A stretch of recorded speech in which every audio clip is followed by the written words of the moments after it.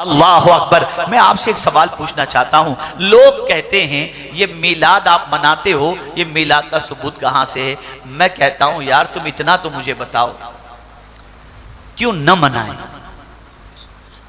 और अगर तुम ये कहते हो कि 12 रबीउन नूर सरकार की जहां विलादत की तारीख है वहीं विसाल की भी तारीख है, तो जाने का गम मनाया जाता है, जाने की खुशी तो नहीं मनाई जाती है।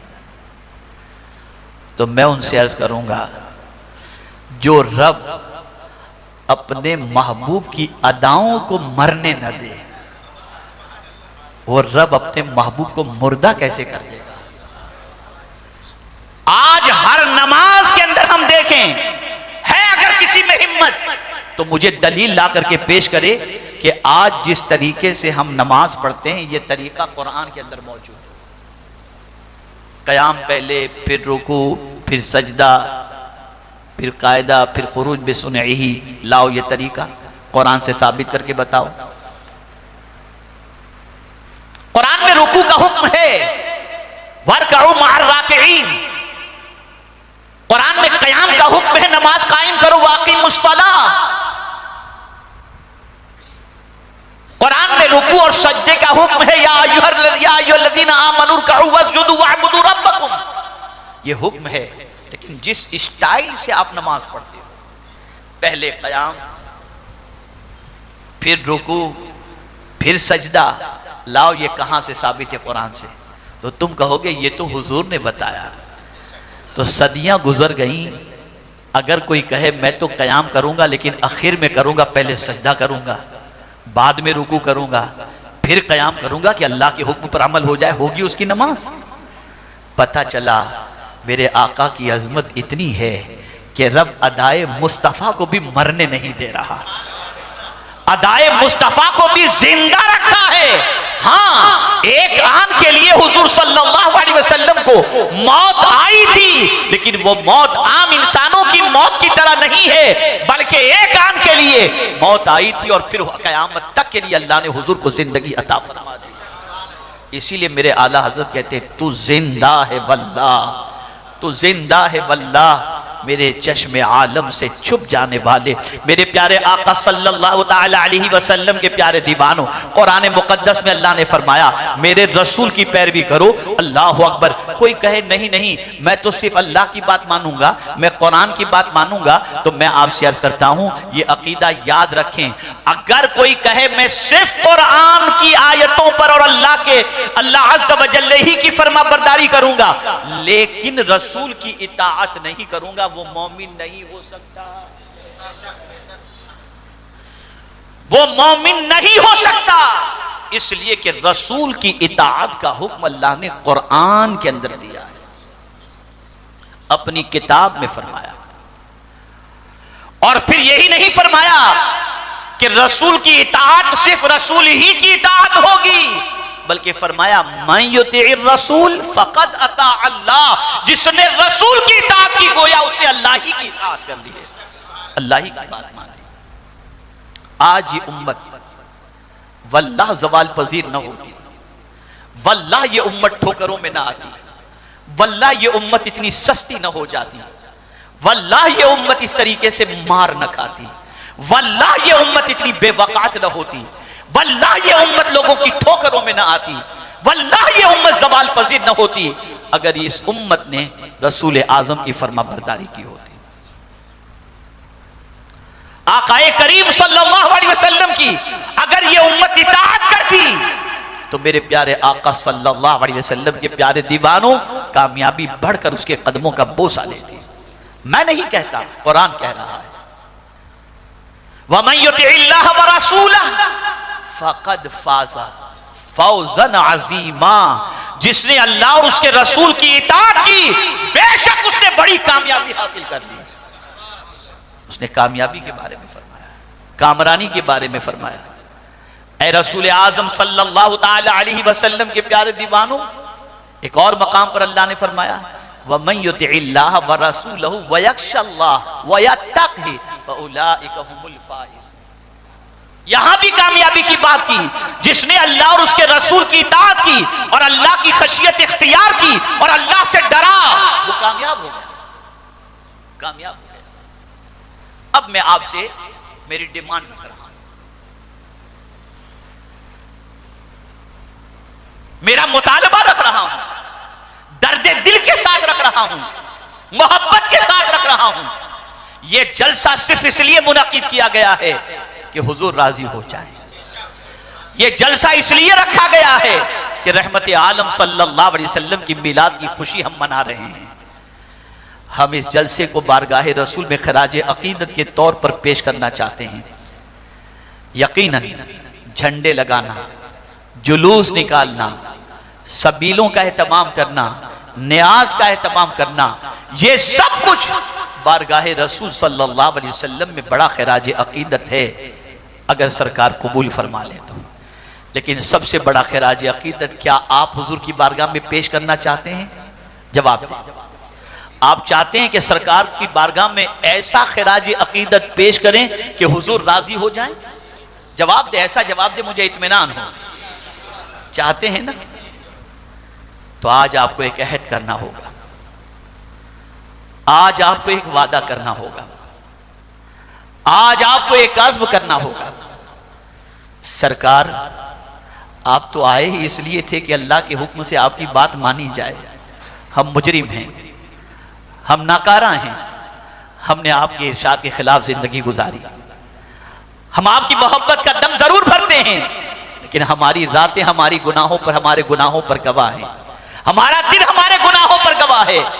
आपके आने के मकसद को हमने नजरअंदाज कर दिया, लेकिन आज के दिन आपकी आमद की खुशी के अंदर हम ये अहद करते हैं, आज के बाद आपकी नाफरमानी नहीं करेंगे, हम आपके इरशाद पर अमल करेंगे। आपको गाने नापसंद है, हुजूर कभी नहीं सुनेंगे। आपको पिक्चर नापसंद है, हम कभी नहीं देखेंगे। आपको बेहयाई नापसंद है, हम कभी नहीं देख करेंगे, कभी इसमें गिरफ्तार नहीं होंगे। नमाज से आपकी आंखों को ठंडक पहुंचती है, हुजूर आपकी मिलाद की महफिल के अंदर हम अहद करते हैं कि अपनी नमाजों को हम कज़ा नहीं करेंगे। खुदा की कसम, अगर हमने ये अज़्म कर लिया तो हुजूर के आने के मकसद को हमने पूरा कर दिया, पूरा कर दिया। और फिर मैं आपको यकीन के साथ कहता हूं कि फिर दुनिया की कोई ताकत आपको शिकस्त नहीं दे सकती, फिर कामयाबी बढ़कर कदमों को चूमेगी। और फकीर के नजदीक सबसे बड़ा खराज अकीदत यही है कि हुजूर इसलिए तशरीफ लाए कि हुजूर की बात मानी जाए, उनकी फरमाबरदारी की जाए। और अगर कोई मीलादे मुस्तफा की महफिल के अंदर हुजूर की इताअत का आज़्म कर ले, तो मैं समझता हूं इससे ज्यादा सरकार की बारगाह में बड़ा खराज अकीदत कोई दूसरा नहीं हो सकता। मैं एक वाकया अर्ज करता हूं। रसूल रहमत सल्लल्लाहु अलैहि वसल्लम का दीदार कितनी अजमत वाली चीज है और कितनी खुशनसीबी की बात है। मदीना देखना जब इतना खुशनसीब, मदीना देखना इंसान के लिए खुशनसीबी की बात है, तो मदीने वाले को देखना कितनी खुशनसीबी की बात हो। आला हजरत तो मदीना देख कर आने वाले की आंखों को चूमा करते थे। जानते हैं आप, एक साहब मदीने शरीफ से तशरीफ लाए, इमाम इश्क मोहब्बत मुलाकात के लिए गए, उनकी आंखों का बोसा लिया, तब उन्हें महसूस हुआ कि मैं तो बहुत बड़े दरबार की हाजिरी देकर के आया हूं। तो आला हजरत की बारगाह में वो ज़ाहिर मदीना अर्ज करता है कि हुजूर क्या बताऊं, मुझे सिर्फ 2 ही दिन मदीने में रहने को मिले।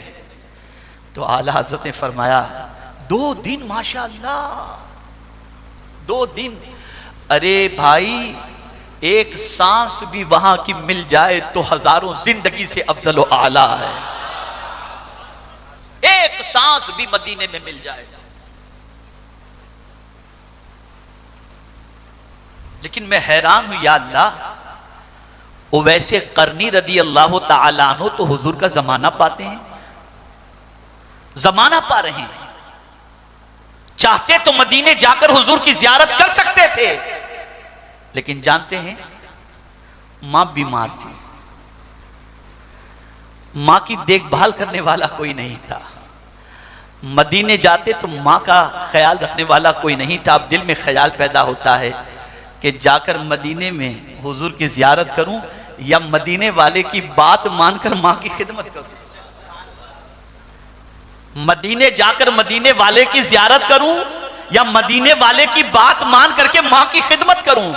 बार बार यही होता कि मदीना जाना मेरी तमन्ना है, मदीने वाले को देखना मेरी तमन्ना है, और माँ की खिदमत करना यह मदीने वाले की तमन्ना है।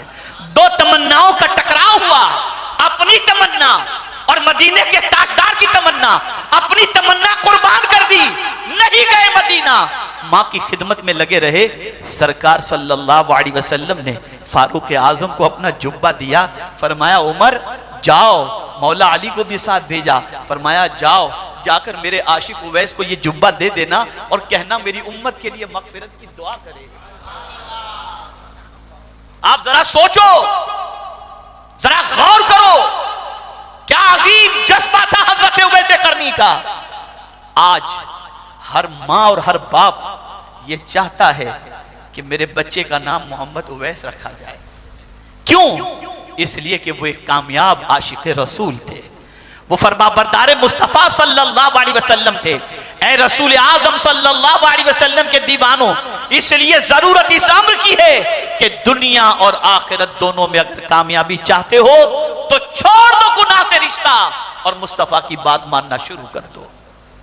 और इससे बड़ा खिराज अकीदत हुजूर की बारगाह में और क्या हो सकता है, और क्या हो सकता है।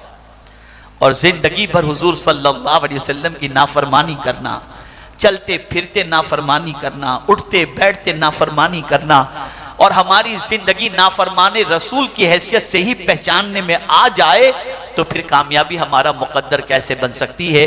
तो आज के इस रूपरवर मीलाद मुस्तफ़ा सल्लल्लाहु अलैहि वसल्लम की महफिल के अंदर अगर आप और हम बारगाह रसूल सल्लल्लाहु अलैहि वसल्लम में मीलाद का खिराज अकीदत पेश करना चाहते हैं तो आज के दिन हम सब अहद करें, हर उस बात से बचने की कोशिश करेंगे जिन बातों से बचने का हुक्म हुजूर ने दिया, और हर उस बात को करने की कोशिश करेंगे जिसको करने का अल्लाह के रसूल ने हमें हुक्म दिया है।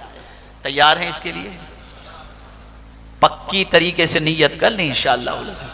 ये बहुत बड़ा खिराज अकीदत होगा, बहुत बड़ा खिराज अकीदत होगा, और मैं पूरे यकीन के साथ कहता हूं इससे हुजूर भी राजी हो जाएंगे, और हुजूर राजी हो गया तो रब्बे कदीर भी राजी हो जाएगा। एक बंदा भी अगर अपने गुनाहों से सच्चे दिल से तौबा करके निगाहों की हिफाजत कर ले, आज तो बड़ा अजीब हाल हो चुका है, इल्ला माशाअल्लाह निगाहों की हिफाजत कहीं नजर आती हो। नमाज पढ़कर इंसान बेचैन है, नमाज पढ़कर इंसान बेकरार है, नमाज पढ़कर के इंसान की तबीयत उचट हो रही है। मौला अली करमल्लाहु ताला वजहुल करीम से किसी पूछने वाले ने पूछा, हुजूर नमाज पढ़ता हूं मजा नहीं आता, नमाज पढ़ता हूं लज्जत नहीं मिलती। मौला अली ने एक ही नुस्खा अता फरमाया, फरमाया अपनी निगाहों की हिफाजत कर, तुझे नमाज में लज्जत मिलेगी, नमाज में मजा आएगा।